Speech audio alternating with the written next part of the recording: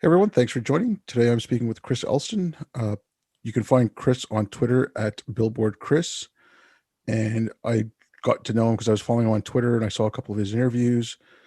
And I don't want to say a one-man crusade against stopping uh, puberty blockers and hormone therapy in kids, but I don't know, I like what he's doing. Anyways, hi Chris, thanks for coming on.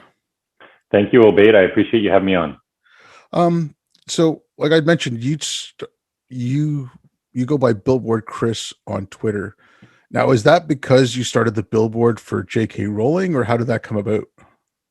Yeah, I put up a billboard that said I heart J.K. Rowling in September of last year. The impetus for that was a woman in Scotland named Posey Parker who put up a poster at the Edinburgh train station that said I heart J.K. Rowling, and it got taken down because a few people on Twitter complained. There weren't any official complaints made to the company, but it was too hot to handle, so they took it down, and I got tired of all the censorship, so I put one up here, and it got taken down the next day after getting splattered with paint overnight, and then a Vancouver city councillor named Sarah Kirby-Young said it was hate speech. It's a big billboard with a heart on it. Okay, but like, I mean, this gets to some of the stuff that you speak out about, and like some of the things I've been speaking out about, and it's she made a fairly mild statement.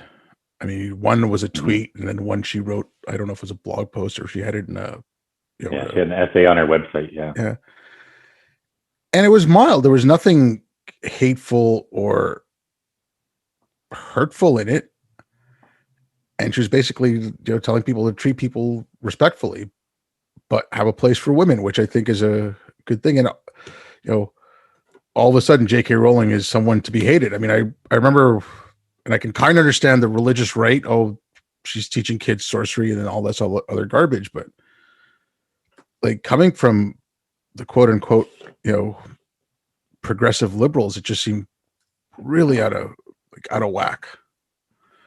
Yeah, I can pull up the tweet in a second here, but it basically just said, live your life in peace and security, sleep with whoever you please, dress however you like, but cancel women, fire women for stating that sex is real. And she had the hashtag I stand with Maya, for Maya Forstater, who in the UK was basically fired because she spoke out in favor of the controversial subject of the existence of biological sex, which is a hot topic today. Yeah. Somehow it's all nuts, but yeah, tell me about it. Yeah. Okay, so I mean, one other thing that you're doing, and you post videos and you post yourself on Twitter with it. I mean, you wear basically like a sandwich board that says children can't consent to puberty blockers. Now, I think you and I are in the same camp here.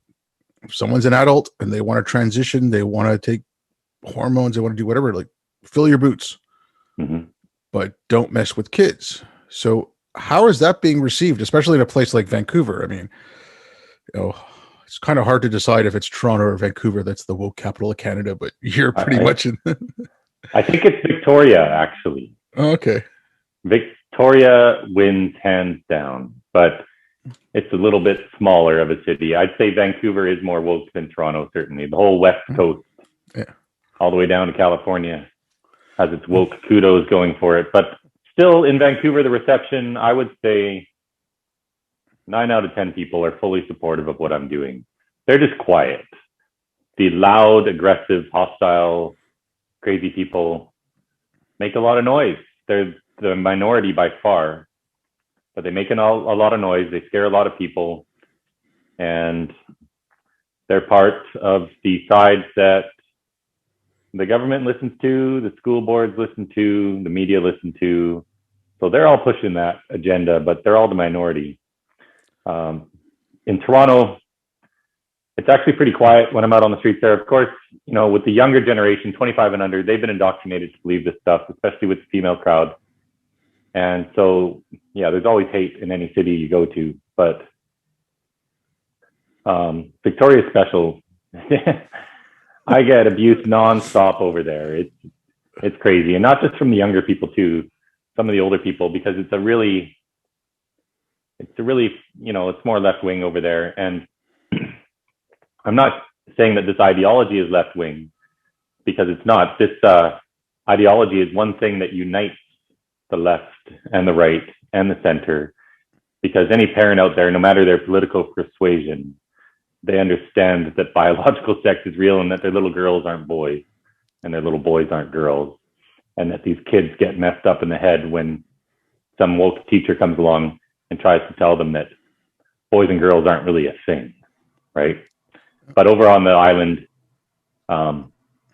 they elect all left-wing politicians and some of the far left politicians, like in the Green Party, who can never go far enough with this ideology. And the university there, it's a university town, so they have the world's only chair in transgender studies, which was funded by a billionaire autogynophile, or a trans woman, so biological male. This person's name is Jennifer Pritzker. And she funded the University of Victoria with a few $1 million. So they do a lot of outreach into the community, along with an organization called Island Sexual Health, which does 1,000 workshops per year, going into schools, teaching these kids that being a boy or a girl is just a choice. This sounds totally crazy, but it's what they're teaching. And they won't even use words like woman, mother, father, brother, sister, because these are all terribly gendered terms, which could trigger people, right? Okay, so you'd mentioned that about schools. Now I've been looking at some of this, and I mean, I'm not a parent, so I don't have kids in school, because I know they're pushing it in Quebec as well, like a lot of the gender stuff. They're not doing so much of the race stuff, but they're doing a lot of the gender stuff here. But if I go on the website, like the Quebec Ministry of Education, or if I go on, the BC Ministry of Education, I look on their websites. And even if you go to like I think the one is like the SOGI 123 or whatever, if you go on their website, some of it just sounds very innocuous. Yeah. And some of it sounds like, sex ed that I got when I was in, grade 6, grade 7, that type of thing. And maybe they're starting a little younger now, and, whatever, parents can argue about that. But is it a question of parents not having enough time right now? Let's just take COVID out of the equation for a second, because that was a weird situation where kids were at home and parents were also at home. But in general, with all the safetyism going on with kids, so you can't let your kid go to the park across the street by themselves, otherwise, Child Protective Services gets called and that kind of stuff. Are parents so busy with all this other stuff that they don't actually have time to look at what's being taught in their kids' schools? So if they read a bland curriculum or a syllabus that says, oh, we'll be talking about homophobia and transphobia, and we'll be talking about inclusion, do they think, oh, this is nice stuff, it's good stuff, go ahead? Or like where's that coming from? Well, first of all, stuff is hidden from parents. But when you go to a website like SOGI 123, which is a source of materials that teachers can use. They have sample lesson plans that teachers can use when teaching their kids. You go to that website, some of it is innocuous, some of it is not so innocuous. There's a lesson plan for kindergartners where they practice their pronouns, practicing pronouns other than he or she, or for what is ever related to their sex. They'll get a little card saying, and their goal of this drill in this classroom lesson is to go around the class with this little card. And on this card, it'll say, hi, my name's Kim. Please call me she, or please call me they. And so they're already indoctrinating 4 and 5-year-olds to reject the very existence of the sex binary. And they're putting notions in these kids' heads that you can just choose what sex you want to be. But the lesson plans that you see there when you go to these websites, that's only part of what any teacher can teach. They can teach any materials they like that forward this agenda. So all these teachers have autonomy. They're all protected by the union, of course, but they all have autonomy to teach as they see fit. So a lot of teachers won't teach this stuff. A lot of them will teach it. A lot of them will find their own resources on the internet and teach it. If a teacher is going to be doing a lesson plan on dinosaurs, there's no approved place to go to for dinosaurs. Most teachers will just go online and find stuff on dinosaurs, and they'll put their unit together and they'll keep teaching it over the years and maybe add to it. But with this gender stuff, there's thousands of resources online that any teacher can go to and use. So for example, just this week, 2 boys at a Victoria school called Margaret Jenkins Elementary, 2 little 7-year-old boys, came home all confused because the teacher had taught that boys can be girls and girls can be boys. These kids are 7. The teacher also showed a video that I tweeted out about snow people, how, and like you said, it seems innocuous at first. This is a little song. It's a video about a snowman and a snow woman and how stereotypes don't need to define them. And then at the end of this song, it says that boys and girls are not words we wear, meaning we are not boys and girls. We are just whatever we want to be. And so you'll never find this on any approved lesson plan place, but it's getting taught in the schools. In Coquitlam, which is a major suburb of Vancouver, a couple months ago, the school paid this man, trans woman, I'm just going to call him a biological male. How about that? Yeah. Alex Gino. And I just want to say, I have 0 issues if someone wants to do this stuff as an adult, okay? But when they start coming to groom our kids, I take issue with it, and I might not be as respectful of their pronouns because they're grooming our kids and they're harming our kids. Anyway, there's this person named Alex Gino who wrote an award-winning book called George, and then he wrote a book called Rick. And in one of these books, it's a story of a little boy who wants to be a girl. And one day, this poor little boy finds a little friend, a girl, and she lends him a pair of her panties. And he goes into the stall and he pulls on these panties, and they're so light and airy and they feel like nothing at all. And he looks down and he sees little hearts on these panties. And for the first time, he feels like who he's supposed to be. And it's gross. This is an adult male with a condition known as autogynophilia, where men get aroused by the nature of themselves being a woman, who wrote a book basically about his own fetish and made it into a children's book. And they paid this person $650 to read it to the entire school. So this stuff's happening all over the place. Parents won't know, will be affected by it. And over the course of education now, from kindergarten to grade 12, especially in BC, where this stuff starts in kindergarten, there's going to be hundreds of little indoctrination points. And for kids that are vulnerable, kids with trauma, stress, anxiety, depression, a lot of kids with autism end up in these gender clinics. Some of these kids at some point, especially when they get into adolescence, especially when they get into high school, where this stuff is crazy now, and everyone's testing out some identity, some of these kids, mostly girls, are going to take up this option to try to switch their sex. And they're going to end up in these gender clinics at the children's hospitals where they're prescribed a drug called Lupron, which stops puberty dead in its tracks. And then they go on to the next step, always, puts them in a menopause. They have to get hysterectomies often after several years on this, and they have to stay on it for life. And these drugs and these hormone treatments have never had a single clinical trial done for the purpose they're being used. There are all sorts of long-term impacts, many of which we don't even know. And so when we don't even know the information, and when you look at the consent form that these children sign, on the consent form, it states they have no long-term information. If we don't have the information, how can a child give informed consent? It's obviously impossible. And so that's why I wear my sign that says children cannot consent to these puberty blockers.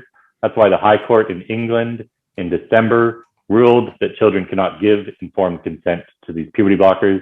That's why the main hospital in Sweden dishing these drugs out just pulled it last month. They stopped doing it completely. Only 16 to 18-year-olds will be allowed to get puberty blockers, but only if they meet stringent criteria to qualify to enter into a clinical trial, which is very monitored and obviously much safer than how they hand these things out like candy. I still don't agree they should be doing it at all with these kids, even in a clinical trial. but at least that's a whole lot better. So we're seeing some improvement in some jurisdictions, but here in Canada, we're seeing zero improvement. We're going deeper and deeper into this death spiral. I mean, like a couple of years ago, I remember in Ontario, I think it was the first province, I could be wrong about that, they passed that law where if the parent or parents are not affirming the gender choice of the child can be taken away. Now, the most egregious case I heard of that was a young autistic kid. And I think, like, this is going from memory because I read the story about a year and a half, maybe 2 years ago. And he was a new kid in school. He was going into the washroom and he was around 6 years old. So kindergarten, first grade, I'm not sure, he walked into the wrong washroom. So the kid's autistic. He's in a new school, walked in the wrong washroom. A school official, I don't know if it was a teacher or administrator or your counselor or someone like that, said, "Oh, do your parents know that you're a girl?" And he said, "Well, why would I say that? Because that would make them mad." You got to figure the kid's autistic. 3 days he was taken away from his parents by Child Protective Services before they got him back. Now, everyone's like, "Oh, well, it's not a big deal. They got the kid back." It's like, well, not a big deal. Yeah, that might have been a big deal for a 6-year-old. That's a huge trauma that lives in that child's brain. Yeah. And I spoke to a civil rights attorney from Canada. She works with the JCCF. Yeah. So the Justice Center for Constitutional Freedom. Yeah. And they're representing parents in Ontario again, because their little kindergarten daughter, the teacher showed up a spectrum, put up a little thing on the wall and said, "Where are you on the spectrum?" On one side is boy, one side is girl. And she put it all the way in the girl. Mm-hmm. And she was told straight out that there's no such thing and that she's lying. And, the kid got freaked out because she's 6 years old or whatever. She's in kindergarten. She's 5 or 6 years old. She doesn't know what's going on. And the parents are not suing the school. Like, what are you teaching our kids? Now, like one of the things you mentioned in there. So, that story about the guy who, the little boy put on the panties and realized that's what he was. When in kindergarten, they're saying boy and girl is not something you wear, but yet if a boy wants to put on a dress, which a lot of little boys did when they were young, I want to try on a dress or whatever. Like, if they have sisters, I'm sure they all wore dresses around sometimes. And right away, it's like, oh, you're a girl now. I mean, I grew up, like wherever I was growing up in the 70s and the 80s, and even back then, it was starting to say, well,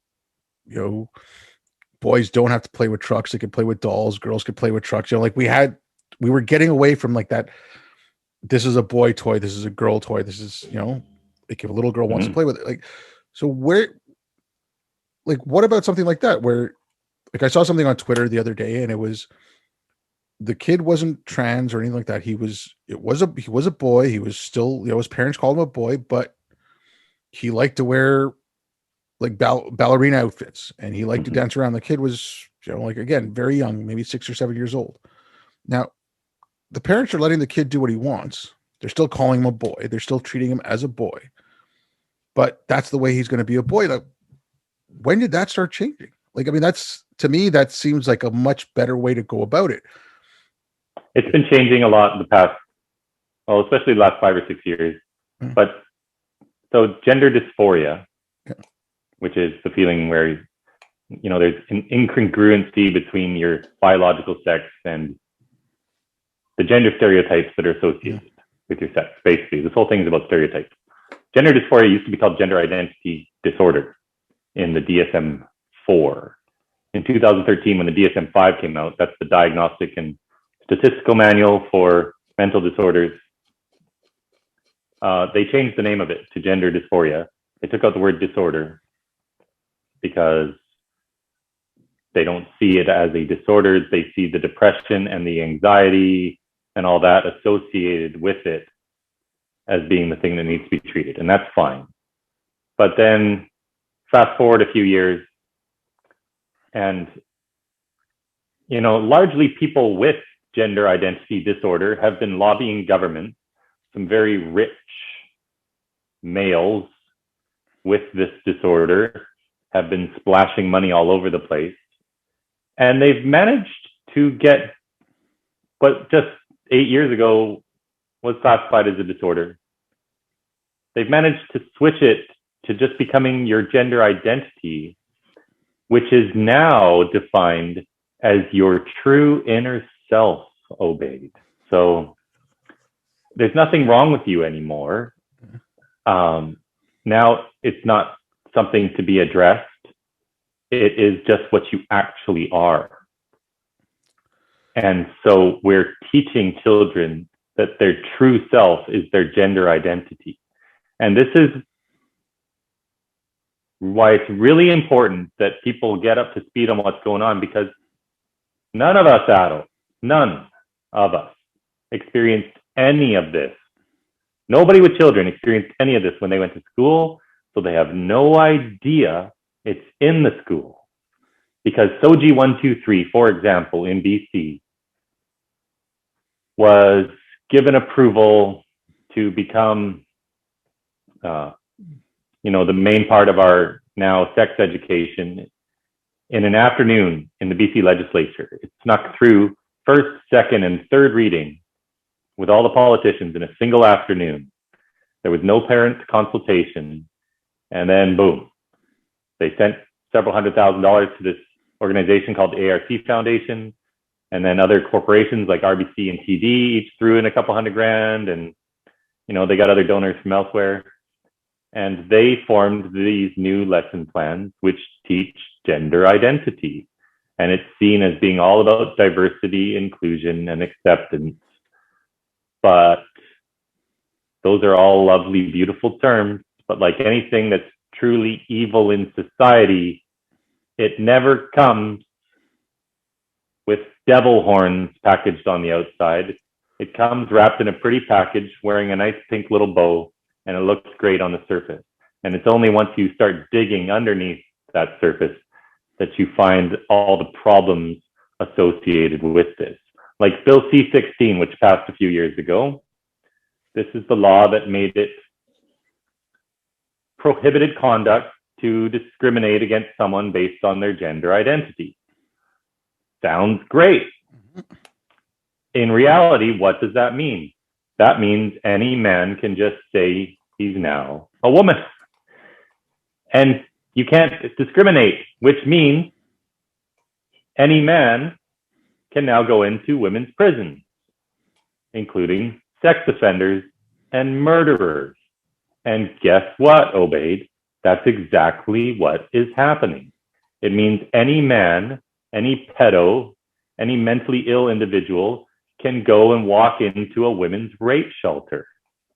It means that Vancouver Rape Relief, the oldest rape shelter in Canada, and the only one in Vancouver that doesn't allow natal biological males into their premises, because guess what? They're a rape shelter for women. This law means that we can't stop that. And so what happened was the city of Vancouver pulled funding away from a rape shelter led by none other than the heroic trans woman Morgane Auger, who campaigned and succeeded in getting funding taken away from a rape shelter. Good job, Morgane. You're a hero. Anyway, all of this is nuts, but it's presented as loving on the surface, but there's no thought for the consequences.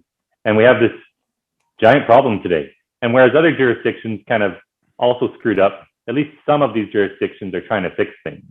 But here in Canada, I really, really think we're the worst country in the world for this.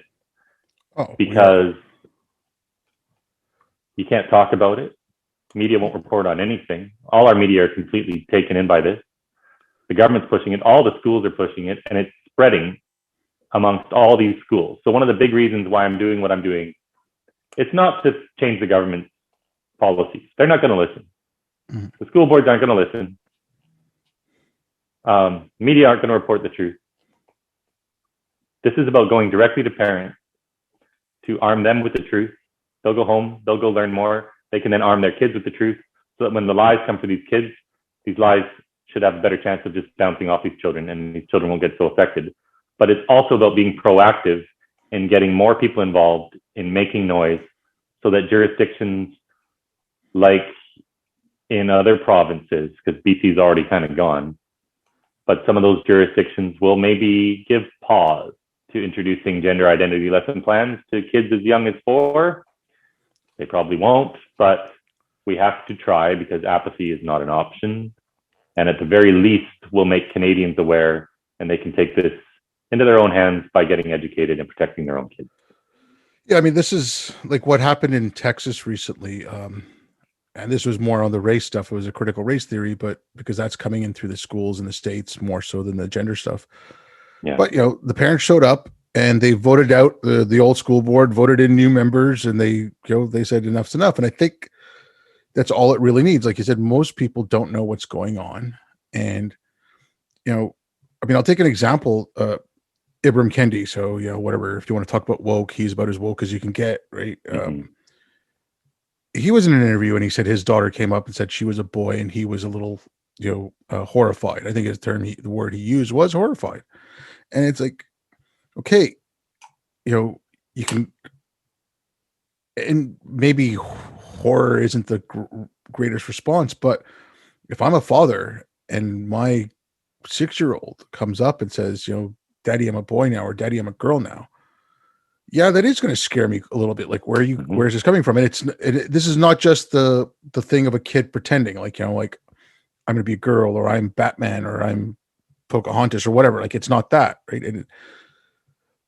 But like, I'm looking at this, and like, again, I'm looking at some of the numbers, and you've probably done a lot more research on this than I have, but when you see like a 5,000% increase in teenage girls transitioning, like, doesn't that give any of these governments pause? Like, it's not, they say, oh, well, homosexuality increased when we, started teaching about homosexuality in schools, and it's the same thing. Kids are like a 5,000% increase. That doesn't seem normal.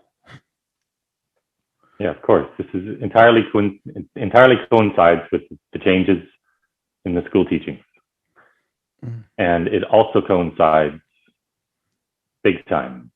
There's two factors. There are two main factors affecting these kids: school, social media. Parents, you have to get your kids off social media. No good comes from it. These children, you might think they're just, chatting with some friends over on the computer in the living room while you're watching Netflix, but they are watching all these videos of extremely charismatic teens who are the best influencers for other teens, telling them how great it is to be transgender, telling them that they feel so much better now that they're on testosterone, which is true because testosterone produces positive emotions. That's what it does. It's a drug, and there's a honeymoon phase for some of this stuff. And these kids have been obsessing over this for a while. They get their drug. They got what they wanted. For a while, they're going to be happy. And just wait until all these medical complications kick in. But they're still confused. All these kids are confused. Obviously, they're confused because it's an obvious impossibility to switch your sex. So there's a social contagion going on. We have entire peer groups of girls transitioning. I've talked to a lot of parents. I know for a fact that it's now really popular to come out as transgender. The cool kids, the cool girls are doing it sometimes, and they're influencing their peers. And of course, these school counselors tend to be more on the woke side of the spectrum, and they're encouraging this as well. Last year in Victoria, on the very first day of school, I talked to a mom. She'd just moved there. And on the very first day of school, her 11-year-old daughter, who was having some struggles, there'd been some family separation, and the girl had a bit of depression going on for sure.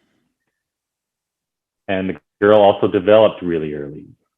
Puberty struck really early, so she was already well developed at 11 years of age.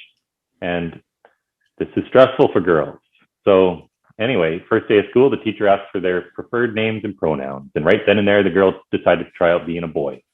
And then the school counselor, talking to the daughter, talking to this girl, was coaching her on how to get binders without her mom knowing. Binders are these tight compression sleeves that girls will wear across their chest to crush their breasts down. And they cause problems too. It's harder to breathe. It can cause damage to the soft tissue. I've read about even problems with lungs and ribs getting fractured. And, this stuff is just gruesome. It's just wrong. Children are losing their innocence so quickly and being groomed by these predators in this gender identity religion. And we have to stand up and speak out because parents are getting blindsided. So sorry, this was a really super long-winded answer to your original question, which was, are parents just too busy? No, parents just have no idea. But because this stuff is done without them knowing. Okay, but Chris, I wanted to a couple of these things. Now, again, some of the stuff I'm seeing, they'll tell parents, well, it's a choice between having, a daughter instead of would you rather have a live daughter or a dead son, that kind of thing. Like they're pushing the suicide stuff.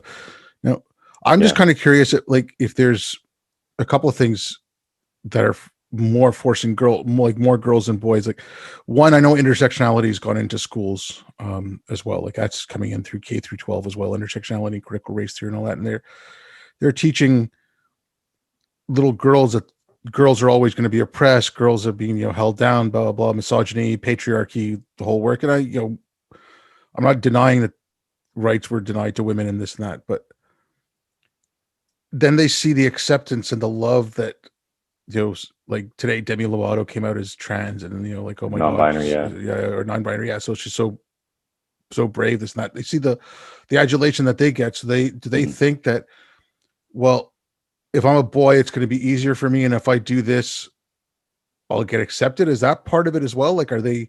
Well, they're just being so indoctrinated. So some of these girls are going to grow up to be lesbian. A lot of these girls have, it's the tomboys that this cult is targeting, and it's teaching them that, well, tomboys are actual boys. And there's always the social contagion factor, particularly among girls, that we've seen. Girls get involved in cutting, anorexia, bulimia. This is kind of the latest one.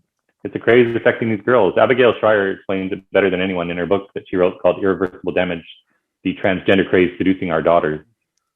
But there's 100% social media component almost in every case. And the schools are starting kids down this path at a really, really young age. Pamela Buffon in Ottawa has a case with the Human Rights Tribunal because her 6-year-old daughter came home all upset from school one day because the teacher had taught that boys and girls don't really exist. Now, again, to address what we started with in this interview, gender identity lessons aren't part of the Ontario curriculum for kindergartners in grade 1, but that doesn't mean teachers can't teach it, and they will. Some of them, the woke ones, and that's exactly what's happening all over the place. It's supposed to start in grade 8, the gender identity lessons, but Ontario just presented to the world Gigi, the grooming unicorn, last week, where any kid from kindergarten on up can, start learning about transgender issues and get all confused. So there's always something coming. There's so many activists and so many projects on the go targeting our kids that the only way to protect them is either to pull them out and do homeschool. I mean, that's probably the only way to really, really 100% protect them. But it is effective if you complain to your teachers, complain to your principals. If these teachers aren't fully on the woke end of the spectrum, they don't like receiving complaints, and they'll teach this stuff less. And these two parents in Victoria, two separate parents, totally coincidental. I heard from them both on the same day from the same school. They each decided to pull their kid out of class for a week. And I think that's a great response. Every time your kid gets taught some gender identity nonsense, pull them out of school. Do your own thing with them for a week. Go have fun with your kids. Go take them on walks, teach them nature, do your own biology lessons.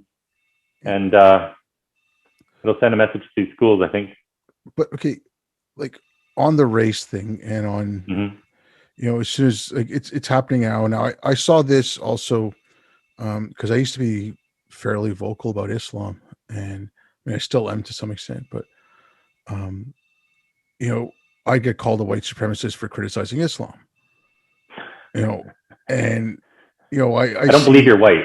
Yeah, exactly. Right? That's there's a problem there, but but like I see the same thing now, especially since the George Floyd killing. Like black conservatives, or forget conservatives. John McWhorter is not a conservative. Like black people who speak out against the race issues are told they're white or they're siding with white supremacists. So if a parent brings this up, is there like an attack on the parent saying, "Oh, you're just being right wing"? Because that's what I hear a lot now. Like they're just equating right wing with being evil, and like, "Oh, you're right wing" or "you're far right," or I mean, I They'll saw. just say that you're transphobic. Yeah, but because okay, because because transphobes exist on the left and right end of the spectrum. This is the one issue that unites the left and right more than anything.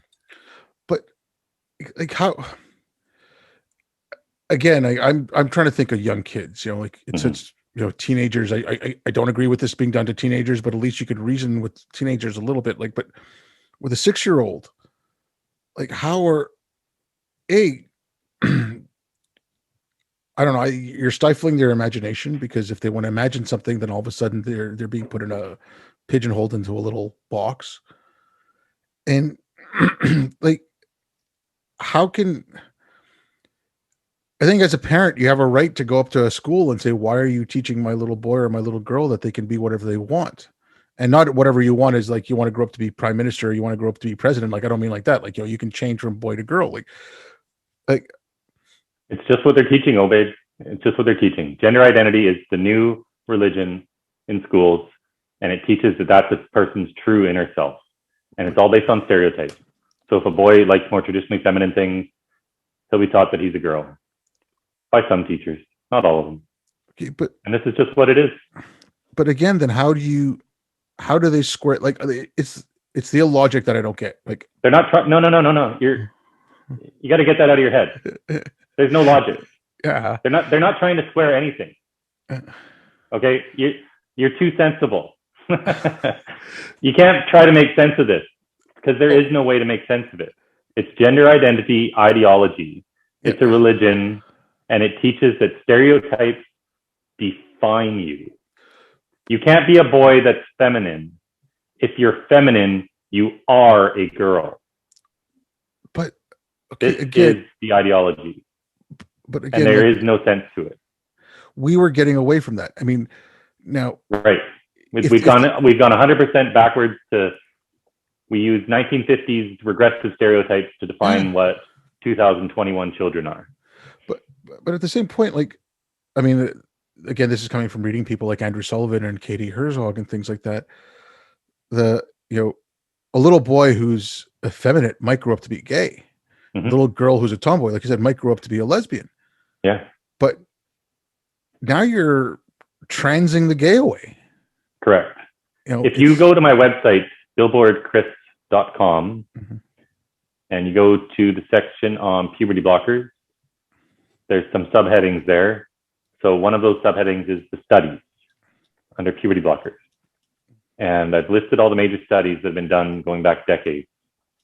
80 to 90% of children who had genuine gender dysphoria, and I make that distinction because what we're seeing today is not gender dysphoria. Gender dysphoria, traditionally, by definition, starts with kids when they're really young. It persists throughout their life. They get into adulthood. And every study showed the majority of these kids were gay. Most of these studies were on boys because this traditionally affected boys way more than girls. We've seen that completely flip. And it's not affecting girls, until they're taught in schools or until they get into adolescence.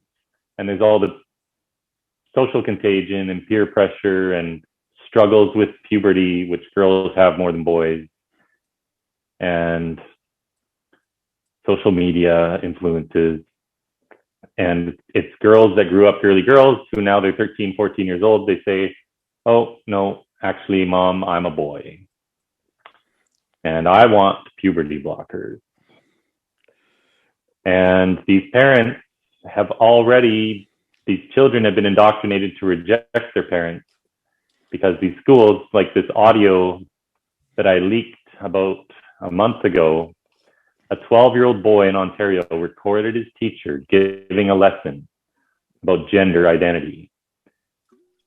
The father sent me that audio and I leaked it out, and it's totally nuts.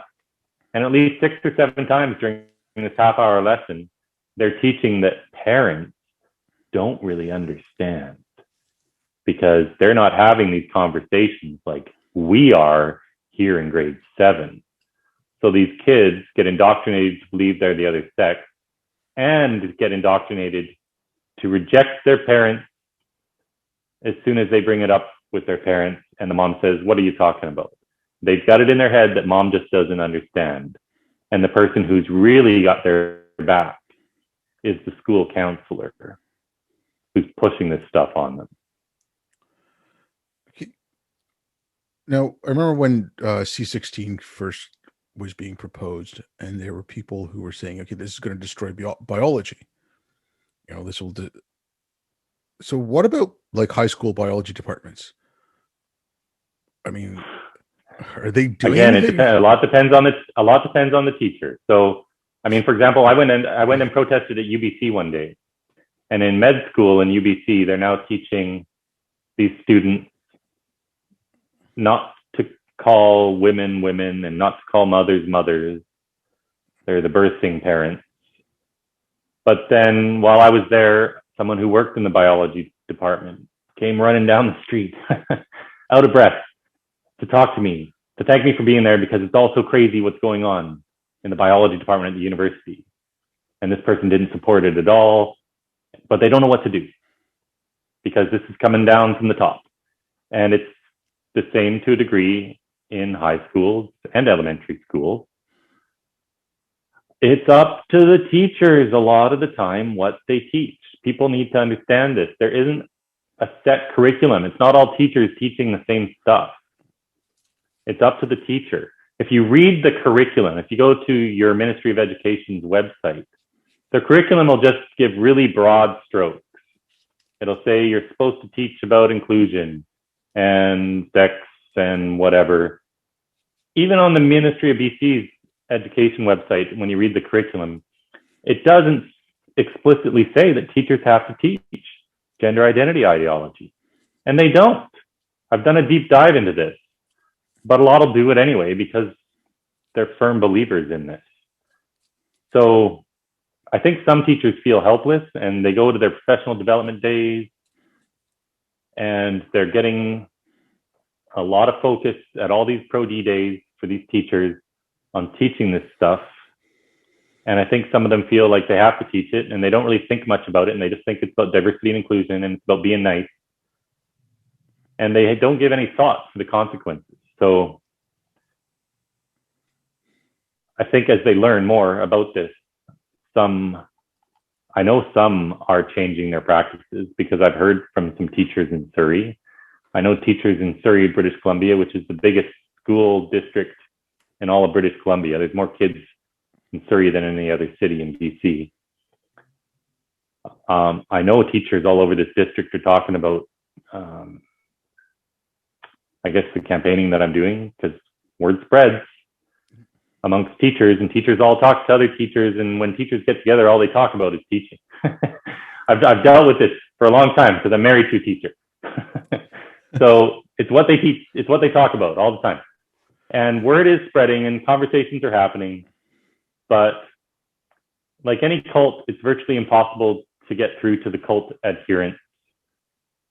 They have walls put up.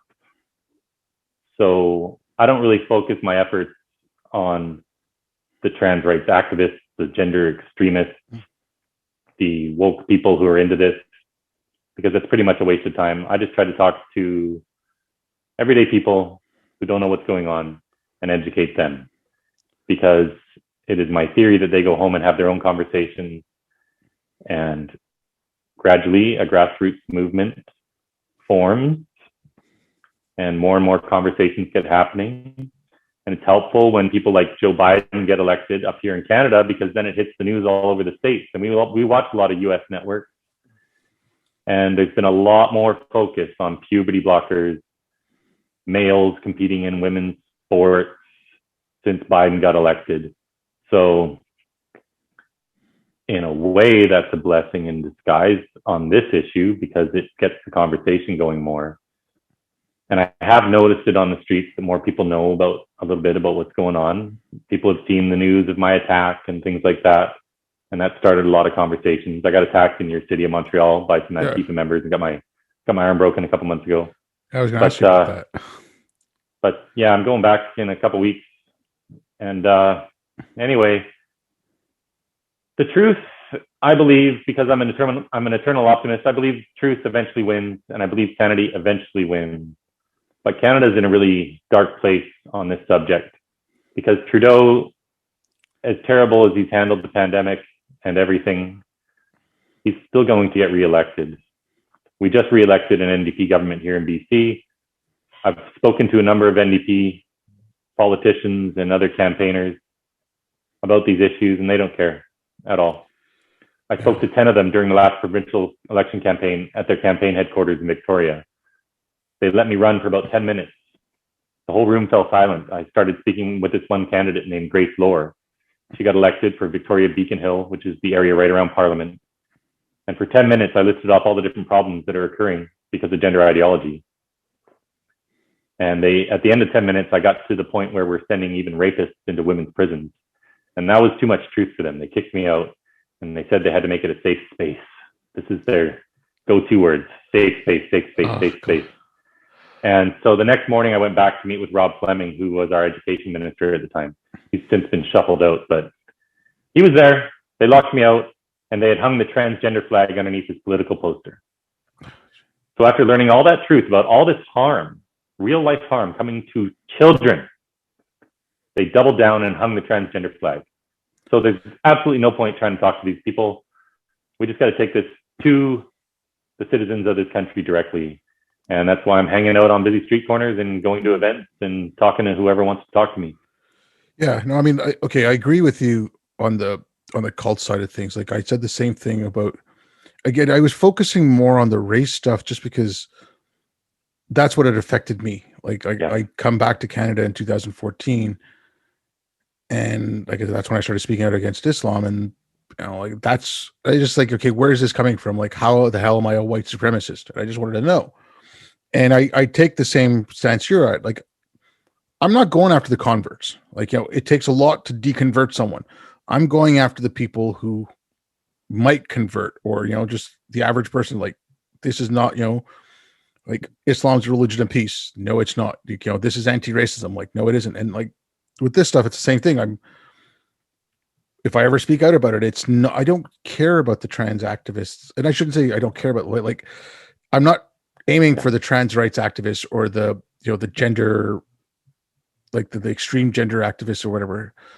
I'm going for, friends of mine with kids, things like that, who like, okay, this is what's coming down the pipe. And, when you mention Canada, like we've got Bill C-6, which will probably get passed. Yeah. And, again, like when I spoke to that civil rights lawyer, I was like, this is going to affect a lot of things. Like, it's going to affect women's sports, because if you have to affirm the new gender of the child, and a little boy who says he's a girl wants to go play on the girls' basketball team, the school can't stop them, because then you're no longer affirming the gender. So that has to go through. Then now with this new free speech law or anti-free speech law that's coming up, like Bill C-10, like, how are you going to criticize that? Like, if I make a video about it, is that going to get, are they going to put the kill switch on it? Like, like they said, like they even talked about having a kill switch. Like, it's, so yeah, I worry about things like that. Trudeau will probably get elected. I hope he doesn't, but whatever, we'll see. Oh, he's at 43% in the polls. Second place is the even more radical person, Jagmeet Singh. The Conservative Party is coming in third place right now at like 21% or 22%. So as things stand now, And keep in mind, this is during like a bad news cycle for the Liberals. Yeah. It's been really bad news about how they've been handling the vaccination of this country and lockdowns and everything.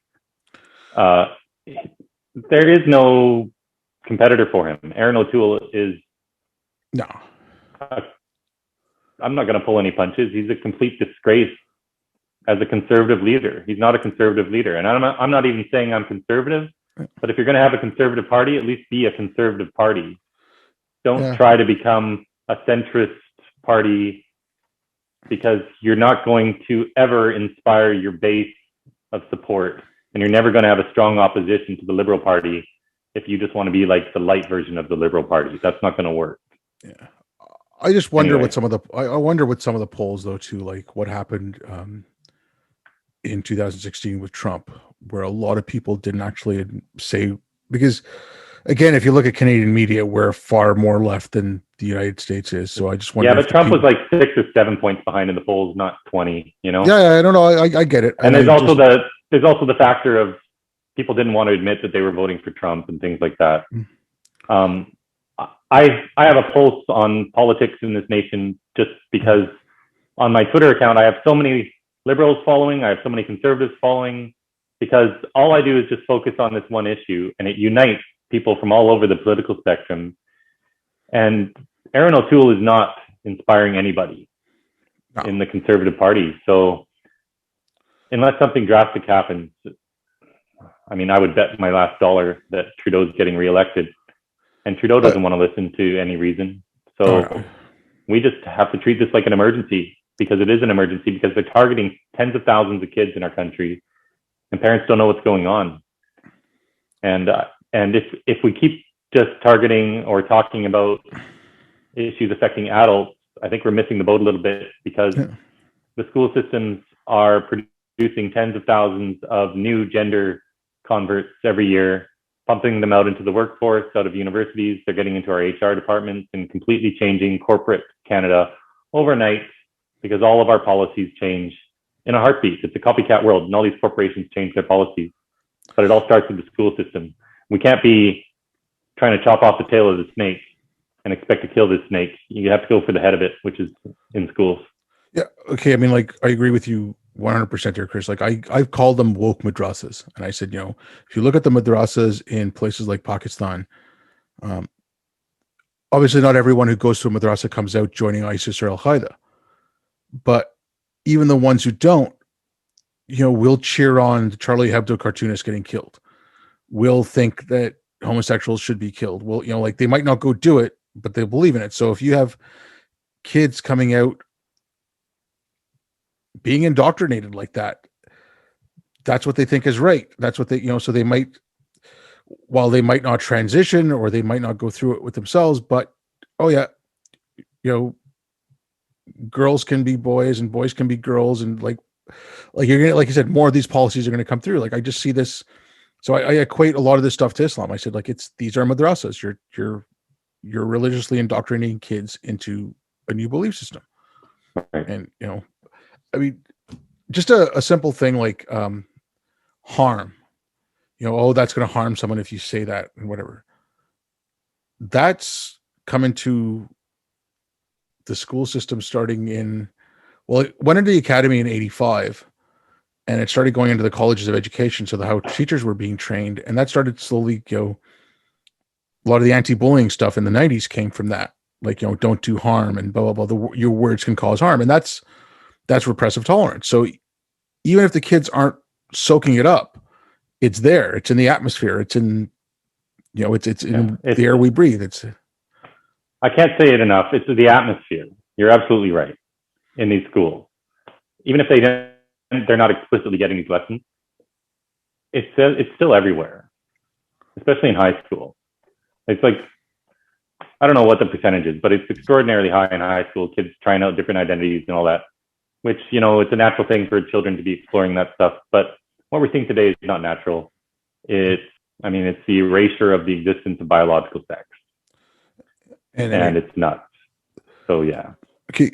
I don't want to keep you too long, because I figure you have things to do. But if you wouldn't mind, because I know you've got a lot on your website about it, but going into some of the harms of puberty blockers for kids. Sure. Because like maybe you can scare some parents. Yes, the truth shall scare you, but maybe keep your children free.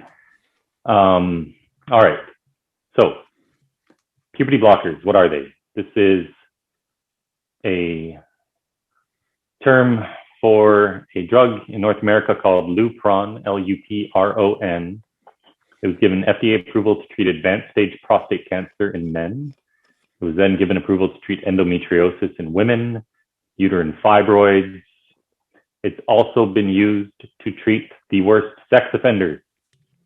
So pedophiles, they would prescribe this drug to them to chemically castrate them because it destroys their sex drive.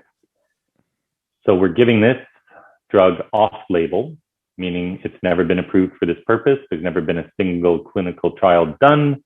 We're giving it to children because what it does is it stops the pituitary gland from releasing the hormones which trigger your sexual development. So girls' breasts won't form. Bones won't gain any density. Girls' hips won't expand like they should. Boys' penises won't grow.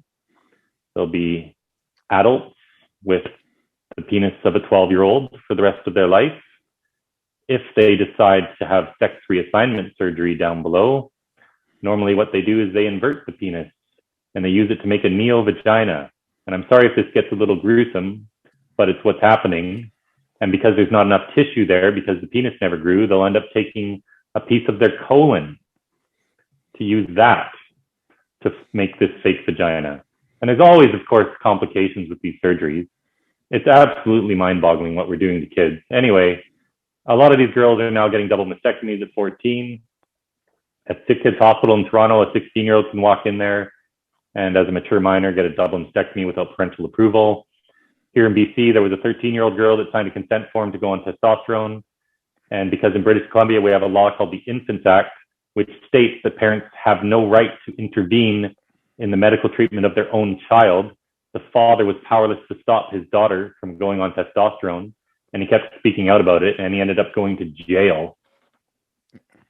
I read about that because he was case. speaking out about the harm coming to his daughter, and he was given a gag order by the judge not to speak, and he refused to follow that gag order, so he was sentenced to 6 months in prison. But these puberty blockers stop puberty. So these are just the first step. The second step in this process, which children go on to about 99% of the time, according to the studies we have, almost every single child goes on to the next step, which is the opposite sex's hormone. So it's girls taking testosterone forever, and it's boys taking estrogen. Testosterone is extremely harmful. It puts these girls into menopause. A lot of these girls have never even kissed a boy.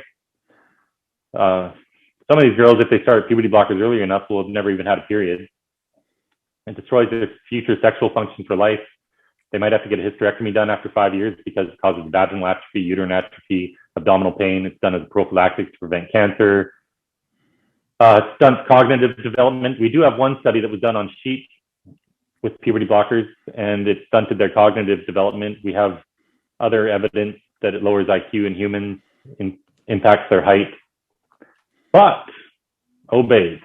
It's presented as a pause button, where a child can just think about what they're going to do. They can think about, do they want to transition or not? This is how it's presented. It's a fully reversible pause button. But in practice, what happens is they stay on these drugs for the duration of their puberty. And tell me, if you go on puberty blockers and cross-sex hormones, but let's just pretend for a minute it was just puberty blockers, which it never is. You go on those for 6 years, come off. Where's the magic time machine that takes you back in time to when you were 12 so that you can go through puberty again? Obviously, there is no such thing as a time machine. You don't then start up puberty from scratch at the age of 18 and continue till you're 24. You'll just never have those physical developments. So this is child abuse on a massive scale, affecting thousands of kids that the media refuse to report on.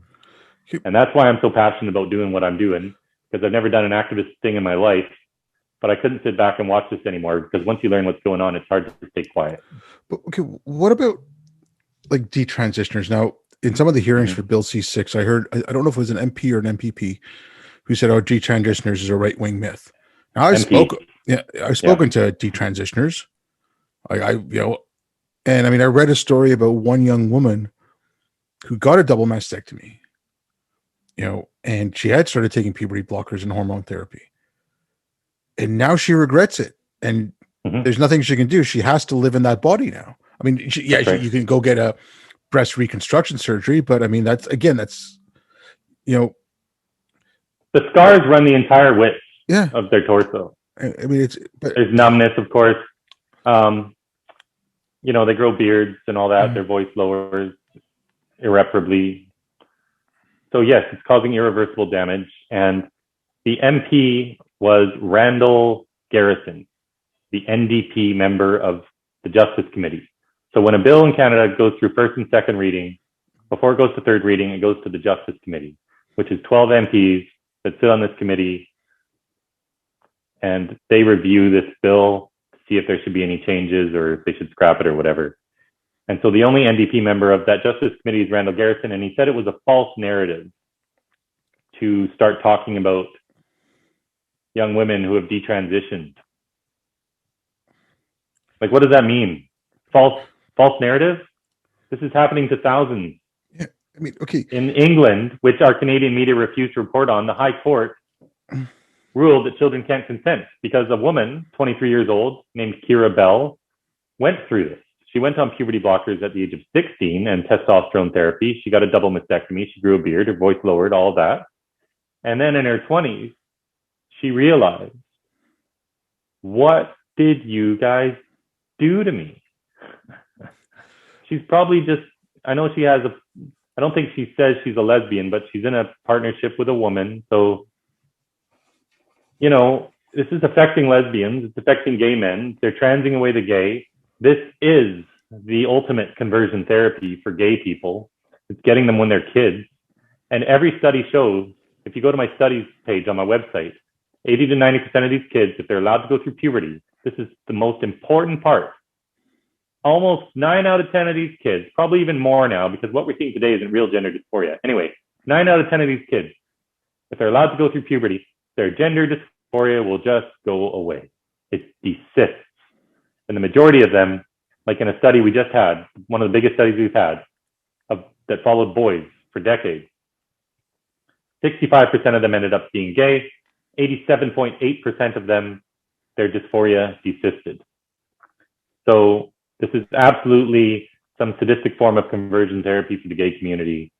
And they need to learn what's going on, because the media and everyone try to lump in LGBTQ2IAS plus as one community, and it's nothing of the sort. There's a gay community.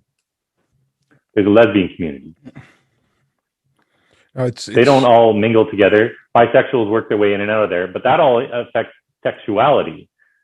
This transgender craze, this gender identity nonsense, doesn't really have anything to do with sexuality. The only way it does have anything to do with sexuality is, well, it's going to be affecting lesbians and gay people more, because stereotypically they will present more feminine or masculine than some of their counterparts. But it's really got nothing to do with their sexuality. And we are now using big pharma as the immediate response to treat these children with anxiety, depression. We are using pharmacological drugs to stop their body, which is perfectly healthy, from developing. And we are not doing talk therapy. Gender affirming care is a really pretty sounding term for give the kids some drugs and some hormones. And talk therapy is being discouraged. And Bill C6, when it passes, is going to put a chill across the whole professional therapist association, counselors, psychotherapists. They will be too afraid to counsel these children, because if a crazy activist comes along or a crazy parent comes along and says that they're trying to convert their child's gender identity, these people will face up to 5 years in prison,